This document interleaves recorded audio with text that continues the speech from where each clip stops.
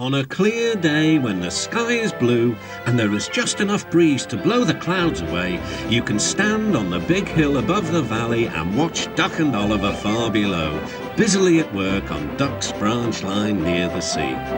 The two engines are very proud of their matching coats of gleaming colour. Oliver often talks about the time that Douglas saved him from scrap.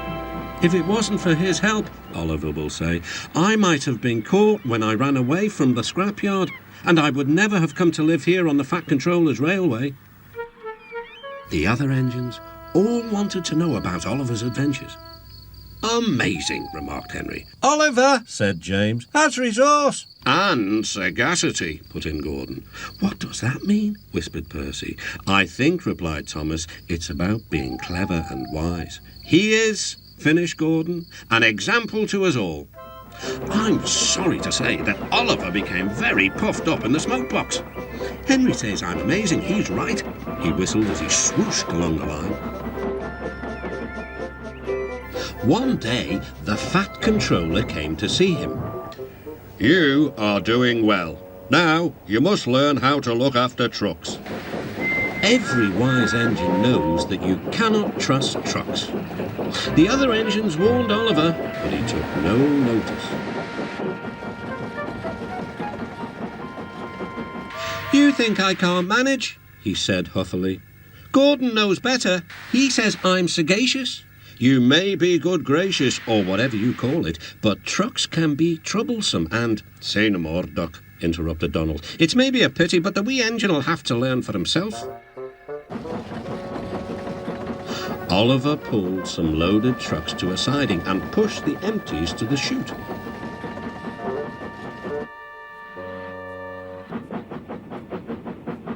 Then he came back to take the loaded trucks away.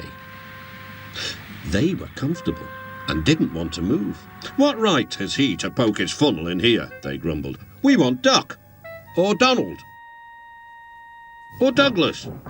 Look sharp, puffed Oliver.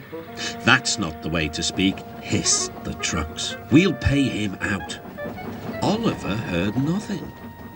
The trucks moved smoothly at first, then suddenly Oliver felt them push forward. His driver applied the brakes, but they were useless against the surging trucks. On, yelled the trucks. Oliver fought hard, but still they forced him on and on.